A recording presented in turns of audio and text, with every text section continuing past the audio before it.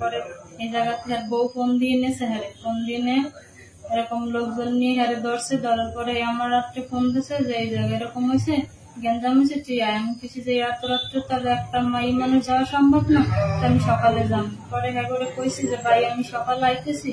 পরে হ্যাঁ অনেক মারধর করছে, করার পরে আমি কইছি যে ঠিক আছে আমি সকালে আম। পরে আমি সকালবেলা যাইনি বিদায় আবার হিরে মারছে আমার সামনে, যে মারতেছে কান্দাকাটি করতেছে, আমি শুনতেছি সব কথা। পরে আমি কইছি যে দেখেন আপনারা মাইরেন না, আমি আইতেছি। পরে আমি গেছি ওই জায়গায়, গাড়ি নিয়ে গেছি। যাওয়ার পরে এগুলো কথাবার্তা কইছি, কথা কওয়ার পরে এরা মানে না, এরা টাকা খুঁজছে। আমি বলছি যে আমি তো টাকা পয়সা কিছু আনি না, জানছি তা আমার এটা মানে আমি জায়গা জমিনের লিগে যেটুকু আমার খরচ হয়ে গেছে, আমার হাতে 1 টাকাও নাই, আমি দিতে পারবো না। যেমন ম্যানেজ করি আপনারা এটা সমাধান করেন। করার পরে এই কথা কওয়ার পরে হ্যাঁ মানে যে আমার উপরে দিয়েও আমার সামনে পিড়ে, তারপরে করে পায়ে বলছে যে ভাই পিড়াইলে তো সমাধান হইতো না, যেমনি সমাধান হইব ওইটাই যেমনি করা লাগবো আমার। পরে আমি হ্যাঁ করে করার পরে কতক্ষণ বয়ে রয়েছি, আমি গাড়িওয়ালার আবার আমার বাড়িতে পাঠাইছি আমার শ্বশুরের নেওয়ার লিগে। পরে আমার শ্বশুর আর যায় না, গাড়িওয়ালারে টাকা নিতে পারিস, 10,000 টাকা ম্যানেজ করে নিয়ে গেছে।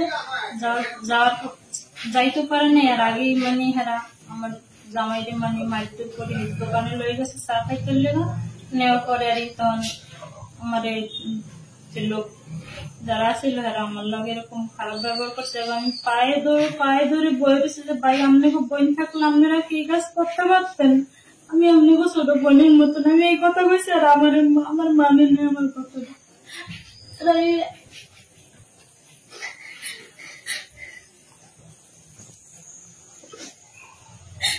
লোকটা এই যে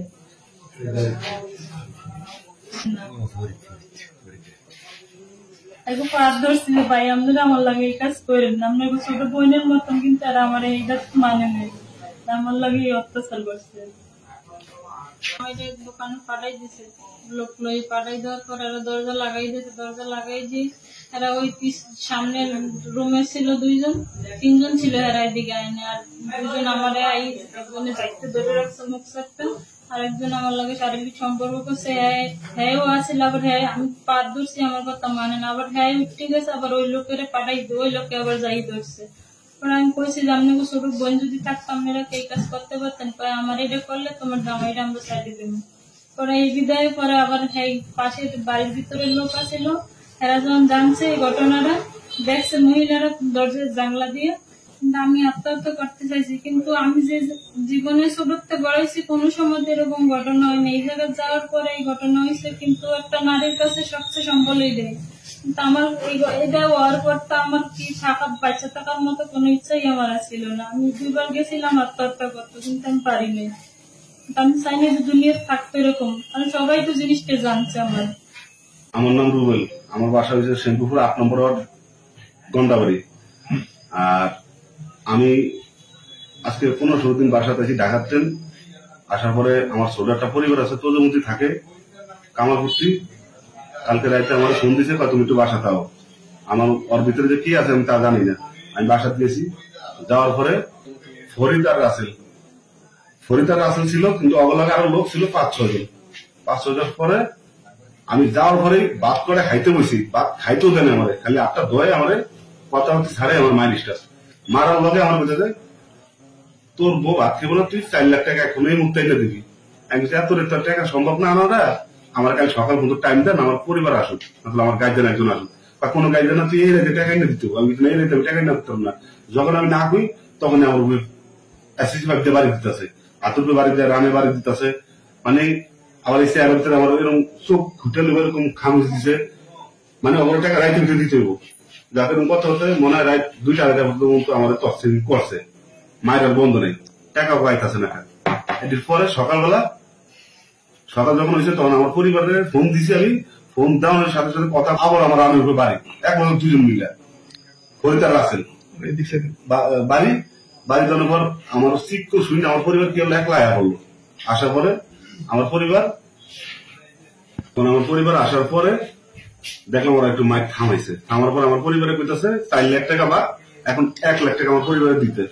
আমার পরিবার 1 লাখ টাকার কথা কইতেছে, না আমাদের এই মুহূর্তে আমি 1 লাখ টাকা হইব না। ভাই আপনারা যেমনি পারেন, আমরা একটু বোনের মতন কইতেছি, আমরা তো বই থাকলে আপনি পায়ে ধরলে আপনি একটু চাইতেন যেমনি পরিবারের ব্যাপার যেমনি সম্বন্ধ হয় এমনি সমাধান করেন আপনারা বারবার এই কথা কয় এই কথা কোয়ানের লগে যখন ওই টাকার কথা না কইতাছে তখন আবার ওর পিঠে আমার বাড়ি দিতেছে বাড়িতে আনলো ভাই আবার পায়ে ধরতেছে ফরিদের রাখলেন আবার পায়ে ধরতেছে তখন আবার বাড়ি দিতেছে এরকম করতে করতে বাইরে অনেক পর মনে 10-12টা বাড়ি দিচ্ছে বাড়িতে অনেক পর আবার আলাদা করে পাশাপাশি আমার বয়েছে বোয়ানোর পর মানে 5 থেকে 10 মিনিট আমার জিরাতে দিচ্ছে জিরাতে দেওয়ানোর পর 3-4 জনকে আমার চা হইতে পাঠিয়ে দিচ্ছে ঠেলা আমি যাবো না জোর করে আমার পাঠাইছে পাঠানোর পর মনে পড়ায় আমি করতে 40 মিনিট 45 মিনিটের পরে আমি আইছি আশা করতে গেটে লাগে না ওটাও লাগে না গেট আমি বাড়ি দিচ্ছি গেট খোলে না মানে 4-5 মিনিট হয়ে গেছে গেট বাড়ি দেওয়ার বাড়ি দেওয়ার পরে আমি গেট খুলছি খোলে যায় গেট খুলছে খোলার পরে আমার হাসপাতাল থাম দিচ্ছে এইবার তুই এত তাড়াতাড়ি এসেছিস পরে আমি ভিতরে ঢুকে দিয়ে আমার পরিবার কান্দতেছে মানে এই কান্দার লগে মহিলারা ওখানতে আমার পরিবার থামতেছিল মা তুমি থামো আল্লাহ যা করবো তুমি থামো আল্লাহ তুমি মানে আরে মহিলারা বুঝতে থামানোর জন্য এই বাড়িতে আসার পরই কোনো কথা নেই বাড়তি নয় বারবারই বাগানে দুধ দেয় গলা ধরে দিব বারবার আমি বাগানে দুধ দেয় 2-3 বার দুধ দিচ্ছি অলরেডি গলা ধরে দেওয়ার জন্য পরে আমি শুনছি শোনার পরে আমি বলতেছি বোন তোর এটা দেমন এটা সুস্থ একটা বিচার কিভাবে পাইতে পারি আমরা গরিব মানুষ